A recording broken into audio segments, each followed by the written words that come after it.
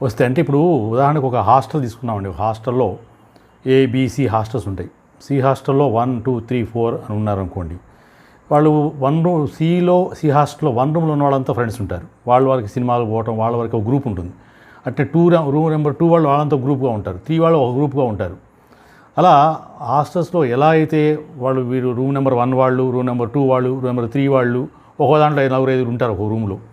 వాళ్ళ వరకే సినిమాలు పోవటం, వాళ్ళ వరకే ఫంక్షన్స్ చేసుకోవటం తిరుగుతూ ఉంటారు. వాళ్ళు బాగా డీప్ ఫ్రెండ్స్ అనమాట వాళ్ళు. అంటే ఏంటి అక్కడ అంటే ఒక గ్రూప్గా ఏర్పడటం. అట్నే చేతి వృత్తుల వారంతా కూడా మరి ఇప్పుడు చేపలు పట్టేవారని చెప్పుకున్నాం, కుందేలు పట్టేవారు, మరి ఇంకా హరిపాటలు పాడుకుంటూ వచ్చే హరిదాసులు, గంగిరెద్దుల వారు, బట్టలు నేసేవారు, బట్టలు కుట్టేవారు, బంగారం పనులు చేసేటువంటి వారు, ఇత్తడి రాగి పాత్రలు చేసేటువంటి వారు, శిల్పాలు చెక్కేటువంటి వారు, విగ్రహాలు తయారు చేసేవారు, కుండలు తయారు చేసేవాళ్ళు, తర్వాత కొలిమిలో కాల్చి ఇనప రాడ్లు తయారు చేసేటువంటి వారు, ఇలా చెప్పుకుంటూ పోతే చాలా ఉన్నాయి ఉపకులాలు.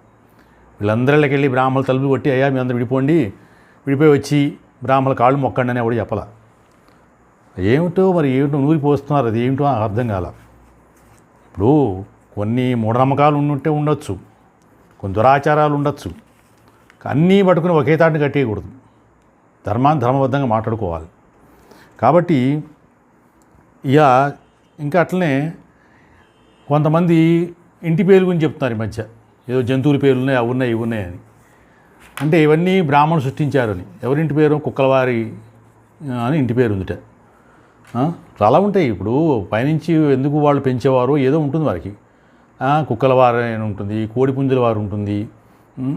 తర్వాత బ్రాహ్మణులు కూడా కరిచేటి వారు ఉన్నారు, పొడిచేటి వారు ఉన్నారు, తరిచేటి వారు ఉన్నారు.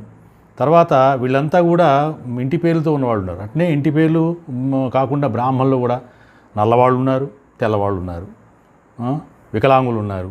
వీళ్ళు ఏం చెప్తున్నారు ఇప్పుడు బ్రాహ్మడికి నల్లవాళ్ళని చూస్తే పడదుట, నల్ల గేదెని చూస్తే పడదుట, అందుకని తెల్లనావును పూజిస్తారట వాళ్ళు. ఇదంతా ఏమిటండి ఇది ఏ రకమైనటువంటి వాదం నాకు అర్థం కాలేదు. ఇంకేమిటి? అరే బ్రాహ్మణులు చూడండి ఎటువంటి మంచి పేర్లు పెట్టుకుంటున్నారు, మనకేమో ఎటువంటి పేర్లు పెడుతున్నాం చూడండి అన్నారు. బ్రాహ్మణుల్లో పేర్లు వాళ్ళు లేరా? బ్రాహ్మణులు నన్నయ్య లేడా? నన్నయ్య, పోతన్న అవేం పేర్లా? తిక్కన్న ఇప్పుడున్న రోజులతో పోలిస్తే అవేం పేర్లండి? నన్నయ్య, పోతన్న, తిక్కన్న, పెంచయ్య, పిచ్చయ్య శాస్త్రి, నాంచారయ్య, కొండలరావు, పుల్లయ్య, పెంటయ్య కూడా ఉన్నారు బ్రాహ్మణులు. పెంటయ్య శాస్త్రి గారు ఉన్నారు, పెంటయ్య గారు ఉన్నారు, అంటే రాక్షసాచార్య గారు ఉన్నారు, సుబ్బారావు గారు, అప్పారావు గారు. వీళ్ళ పేర్లు లేవా? అందరూ శ్రీనివాసచంద్రమూర్తి, రామచంద్రమూర్తి అలానే పెట్టుకుంటున్నారు. ఇలా పేర్లు కూడా ఉన్నాయి. పేర్లు ఏముంటుంది, వర్ణంలో ఏముంటుంది. ఇవన్నీ మనం తెచ్చి ఎక్కసు ఒక రకమైన దేశం పెట్టుకుని కొట్టుకోవడం తప్ప ఏమీ లేదు. అందరూ